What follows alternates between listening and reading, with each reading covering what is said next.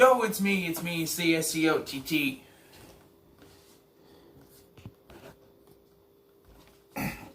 Baby, here with another review, we have made it to the final film for now in the Paranormal Activity franchise. Paranormal Activity, The Ghost Dimension is the unrated cut.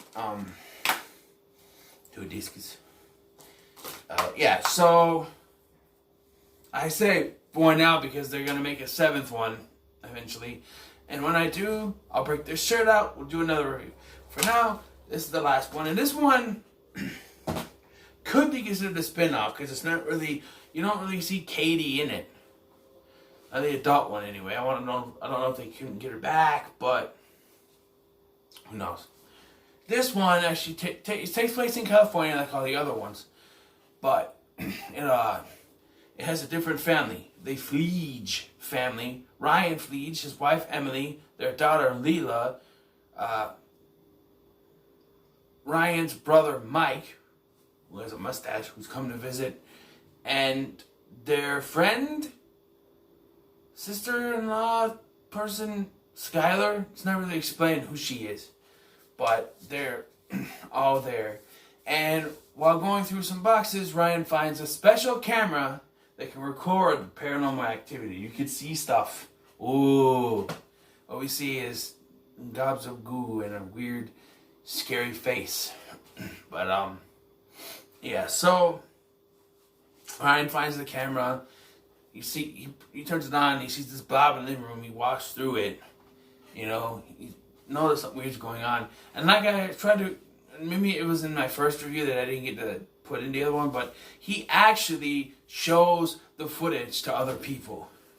And I like how they do this stuff too, like, because the movie starts out with the ending of part 3, where Dennis gets killed, but then it moves forward and it goes upstairs and there's this cult leader guy up there, which, now that I think about it, how did he get there? Where did he come from?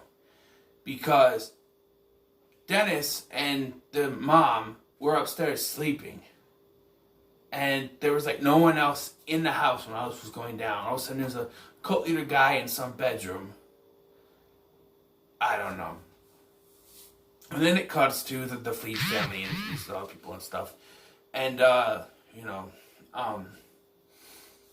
weird stuff starts to happen, of course, but we can see some of the stuff that's going on. But this one also, because it's to acknowledge that it's in the main series, it goes back to the night one and circles through all the cameras in the house. But there is more action in this one than there is in the other one. The first 3. Much like the last 3, there's more action in this one than the other ones. And, this is all about getting Leela. Like, they wanted Wyatt or Hunter in the 4th one. And they want Leela in this one because they were supposedly born on the same day, even though the ages don't really match up. But supposedly born on the same day, the 6th day of the 6th month of the 6th year, which is 2005, because I guess they're counting 2000. I don't know.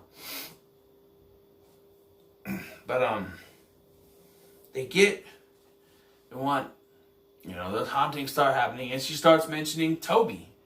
So we know this is Toby that's after, not the same demon that was after Jesse. I don't know, that's not even mentioned.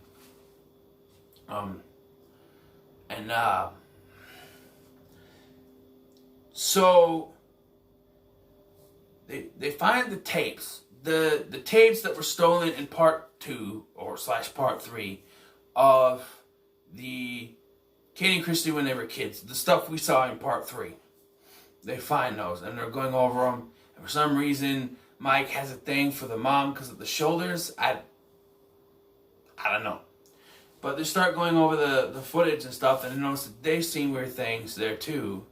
Weird things are going on there, and they're watching through those tapes. There's also tapes afterwards of Grandma Lois and the ponytail guy doing rituals, and it's Christy who's like trying to see through Toby where he is, and she starts describing their house and stuff that's going on in their house.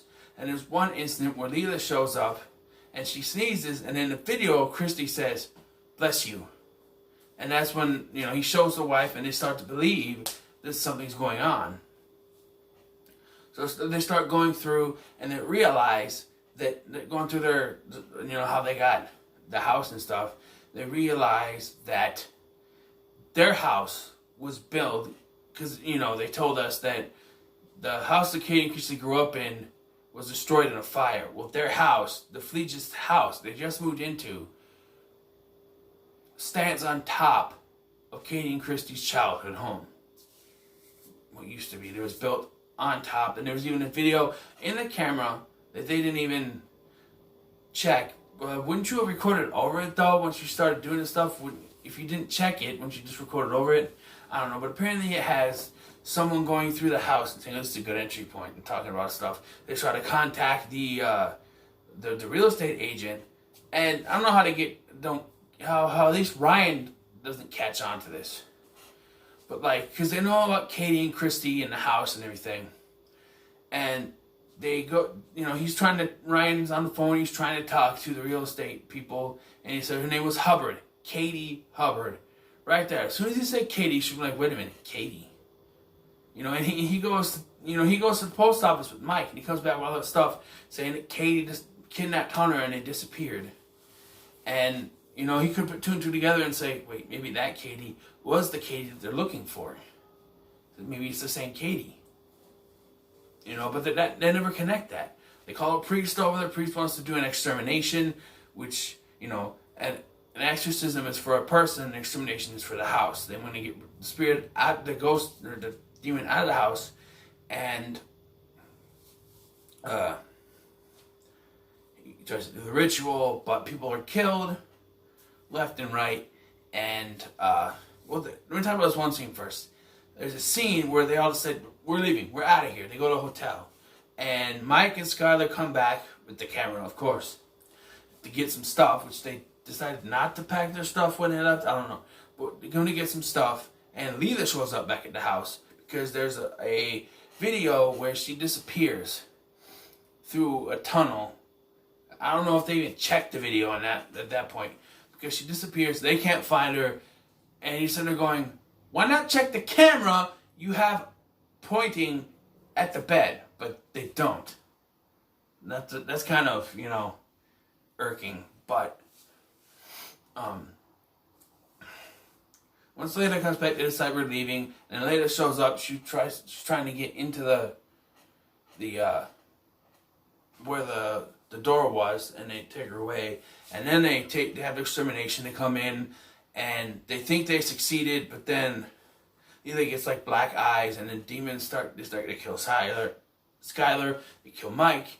Ryan dies, and then the mom, Emily, I think her name is. I think. But I said her name, I'm sorry. Follows Leela through the door and ends up in 1992 in the house where Katie and Christy grew up. And we find out that there was a scene earlier. I'm going a little fast, I'm sorry.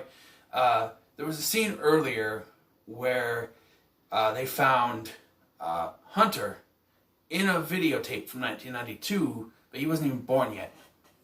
So he went to 1992, and she's like, oh, he only needed my blood, and it was a little bit of blood, I think they took, and now Toby has a human form. Now, I was going to elaborate on this, but it should have been Jesse. It would have made perfect sense if it was Jesse. She turns around with the camera, and she sees that it's Jesse. And you're like, Jesse? And he's like, well, my name is Toby. And you're like, there's the connection. But they didn't. They don't even show what he looks like. They just show his legs and stuff. That's it. His legs, that's it. And then he snaps Emily's neck, and she's dead. There's actually, and that's how it ends. But there's an alternate ending.